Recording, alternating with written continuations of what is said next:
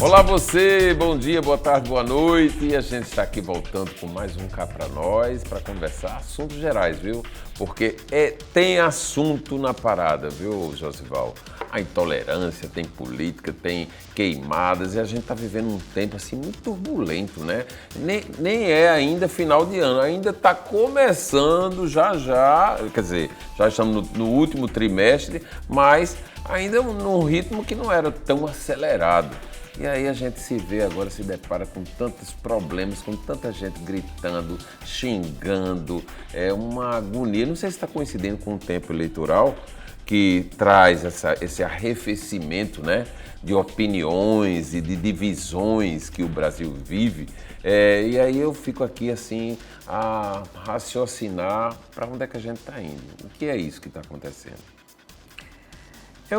Difícil. Gerardo, bom dia, boa tarde, boa noite. Realmente esse momento que nós estamos vivendo é um momento, realmente, muitos assuntos estão chamando a atenção pelo excesso de elementos, de sentimentos, sei lá, que colocam nesses eventos todos. A gente termina não compreendendo. Antigamente, como o pessoal disse que agosto era o mês mais forte que tinha, né? Então a gente pode estar vivendo o rescaldo de agosto. Mas os ventos de setembro estão trazendo isso. Mas engraçado que tem algumas coisas que não são só do Brasil. Por exemplo, essa história climática é uma situação realmente que revolveu o mundo todo agora, nesses últimos meses. Enchentes fortíssimas numa parte da União Europeia, dentro da própria União Europeia, seca em outros, incêndios enormes em Portugal.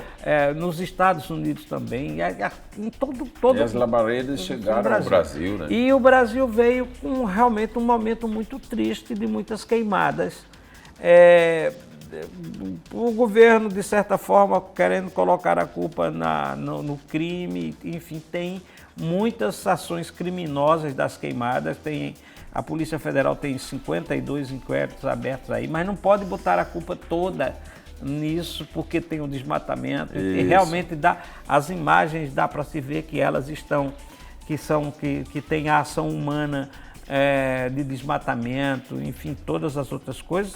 E tem essa situação inexplicável, eu diria inexplicável, os cientistas querem explicar, estão dizendo que é tudo fruto do desmatamento, enfim. E aí eu não sou negacionista, não quero ser, não vou nunca, mas quando eu escuto o noticiário, diz assim, essa é a pior seca dos últimos 20 anos. Ora, se teve uma seca... E a pior dos 20 anos, né? E se 20 anos não tinha o desmatamento de hoje, mas já tinha. Isso. E tinha outra seca, se teve enchentes no Rio Grande do Sul há 40 anos, enfim, então a gente fica se perguntando. Não, eu acredito que o desmatamento acelera, né? Traz os efeitos, diminui a distância entre os efeitos, enfim... Mas tem muita coisa também que é da própria natureza, que a natureza vem em determinado momento. Porque existe todas essas situações que você está elencando aí e que é importante a gente colocar na mesa, né, para poder analisar, mas isso é consequência que vai se somando, né, vai agregando. A gente está vendo que o descuido, por mais que se tenha cuidado em alguns setores, mas o descuido com vista grossa, com não atenção, né, com não prioridade, em cuidar do planeta, isso vai sempre se agravar. E a natureza, a gente vê toda hora, ela reage, né? A questão econômica, eu acho que está muito por trás de tudo isso. Quando você vai, por exemplo, para o Pantanal e para a Amazônia, você vai, sobretudo o Pantanal, que está reduzindo. Agora mesmo eu vi uma entrevista do governador do Mato Grosso do Sul no outro fim de semana e ele fica tentando justificar a história do Pantanal. O Pantanal, quando queima, quando coloca, o gado vem imediatamente substituir a área, então não se recompõe. Aquela área ali, um pouco a Amazônia... Não sofre o processo que deveria, né? De recuperação, de restauração. Isso. Acho que acho que com as investigações, eu acho São Paulo, acho que o interior, quando coloca São Paulo, aquela história dos canaviais, eu acho que há um interesse econômico muito forte ali por trás. E é o seguinte, eu já, de tanto ler notícia, de tanto ver essas coisas, de procurar as causas, que eu fico procurando as causas, no meio de tudo tem uma informação que assim, a máfia dos combustíveis estaria agindo naquilo ali, porque, se veja bem, é um processo muito grande hoje de renovação de combustíveis, onde é que você vai colocar, de renovação.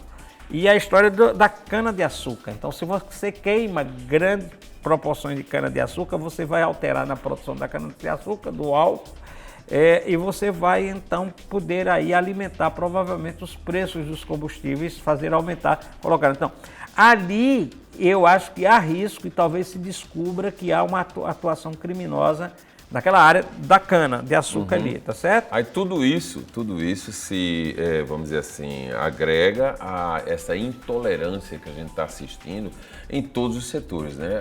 Toda hora tem, a gente hoje mesmo aqui foi acordado, e isso aconteceu durante a semana, com um programa de rádio explodindo de confusão. Os palanques, né, dos debates políticos que acontecem por esse Brasil, notadamente em São Paulo, brigas homéricas. As pessoas aí atordoadas com decretação, né, de prisão de um símbolo, né, da música popular, como Gustavo Lima. Aí isso cria também uma confusão, porque começam logo a atrelar a ação a uma questão política. E aí os ânimos estão muito arrefecidos, estão muita sensibilidade, né? Você está querendo fazer esse link? Vamos fazer. Quer dizer, o fogo que queima aqui, queima aqui, arde também dentro das pessoas e os sentimentos... Esse arder veio forte.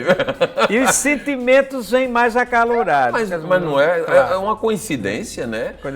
Que traz toda uma... Vamos dizer assim, a gente não deixa de se ficar sensibilizado com a situação dessa da queimagem. Nós estamos vivendo uma época de sentimentos exacerbados. Isso. Sentimentos né? exacerbados. E precisamos ter muito equilíbrio para poder enfrentar isso tudo. Sentimento individual de ódio ou de amor. Ódio ou amor. O amor e o ódio juntos. Quer dizer, quando você vê a história que São Paulo e o Brasil todo, São Paulo teve um caso de feminicídio em São Paulo, eu acho que esses dias aí, essa semana ainda, em que um jovem, em 40 segundos, ele dá 11 facadas numa mulher que não quis mais relação com ele, tá certo? Então quando você olha, e aquilo ali veja bem, parece amor, é amor e ódio juntos. Isso. Então, sentimentos exacerbados que vão para os extremos e se misturam. Você tem razão. Então, nós estamos vivendo um período de muito calor nas coisas. Essa história da mulher aqui que mata a criança, decepa, enfim, é uma loucura que você não vai encontrar explicação. Não tem. Tá certo? Aqui na cabeça. O que leva aquela mulher, você não vai encontrar a explicação aqui, nessa hora, enfim. Por mais que a ciência viu, você não vai conseguir pegar a sua própria... E como a polícia estava narrando, é estúpido, é estupidez em último grau. Quer dizer, depois de decepar a cabeça do próprio filho de 6 anos... E você... A gente só via isso na época medieval, quer dizer, a gente não via, né? A gente leu... Você ser ferida para não agredir a polícia, ela ainda pega a cabeça da criança e põe no colo. Você sabe que ainda tem um detalhe. Quer dizer, é isso que eu estou dizendo, olha que mistura. Ainda um sentimento de ódio extremado, mas imediatamente um gesto de carinho que é... Carinho absurdo. Você não vai explicar isso. Você não vai explicar isso. É uma loucura generalizada. Mas carinho de pegar a cabeça da criança decepada por ela própria, decapitada por ela e colocar no colo. Mas, pô, que mundo é esse que nós estamos vivendo? Aí você veja, eu estava esta semana conversando com uma pessoa depois de fazer uma postagem, né? Bonita, com um grupo de mulheres e mostrando assim, a beleza de um momento da família, uma repercussão de um casamento. Na minha rede social isso.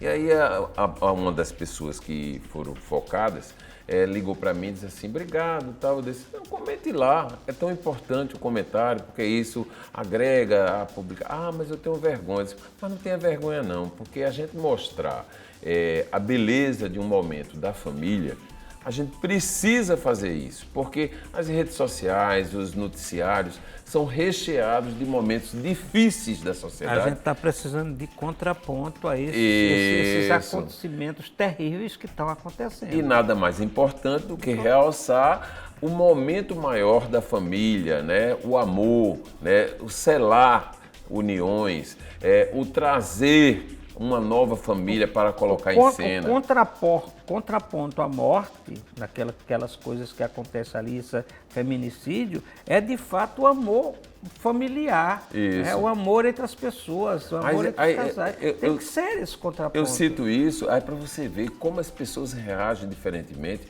Enquanto uns estão querendo enaltecer e tal, outros têm vergonha de fazer, porque pode parecer que seja algo em benefício próprio. Não, eu vou estar elogiando um negócio que eu estou envolvido. Não existe isso. Depende do foco que você der, né? Não de mostrar aquilo que você está ali, bela, bonita, mas simplesmente enaltecer que no momento da família, nada mais com energias, né? Com momento bom para poder você estar bem. Você imagina, Gerardo, que nós não temos mais controle da notícia, né? Ninguém tem controle da notícia. Isso. A família não tem mais controle da notícia, os pais, o Estado, o jornal, tal. Você ainda é de um tempo de comunicação que tinha controle. Aliás, teve um tempo muito que no mundo inteiro dizia quem tem a informação tem o poder, né? Isso, Porque você tinha uns grupos que conseguia controlar a notícia, né? Eu sou de um tempo de um jornal que a gente sabia uma informação. Não tinha o facilitador. A gente sabia uma né? informação hoje e guardava para o fim de semana e ninguém tinha perigo de furar aquela notícia. Hoje ninguém tem controle da notícia. Então veja bem. O que ocorre com um homicídio que ocorre em São Paulo, inclusive com as cenas da facada, você não tem controle, porque você não sabe se seu filho, sua criança vai acessar em qualquer lugar. A notícia da morte dessa mãe aqui desesperada agora, você não tem mais acesso. Então, o que é que você vai repor? O que é que você vai colocar para poder dizer que o mundo, para as outras pessoas, que o mundo não é aquele? Vai ter que ser o gesto, vai ter que ser a atitude. Vai ter que ser a atitude da maioria. A maioria vai ter que demonstrar, vai ter que É verdade. vai ter que se fazer por maioria, e é a maioria. Isso. Esses casos são minoria, são poucos, Isso. são quase nada. Então a maioria vai ter que se fazer presente que no não quer, amor, que resiste, na né? paz, para poder mostrar que o mundo não é aquilo. Que resiste. É muito difícil a gente, nesse momento, ficar ali parado só assistindo, um lado e outro, um lado e outro. Quer dizer, são os extremos. O equilíbrio, o ponto de equilíbrio, precisa ser colocado em cena, né? Ou precisa verbalizar, para poder chamar o feito à ordem. A gente não pode permitir, enquanto cidadão, de assistir apenas a tragédia ou o momento do ápice do sucesso de alguma situação e não estar ali tentando trazer para uma convergência o equilíbrio da sociedade. Mostrar, enaltecer o que é o bem, aquilo que a gente entende como algo importante e positivo para que a sociedade caminhe num sentido de paz, de desenvolvimento, de equilíbrio, de bem-querer, porque é tudo que a gente quer, né? E aí a gente está aqui toda hora comentando, infelizmente, para assim, críticas de muitos, só tem coisa ruim. Eu não vou assistir porque só vai ver o mal. Não, a gente está querendo aqui o equilíbrio. A gente faz reflexão por bem, a gente faz reflexão do caminho.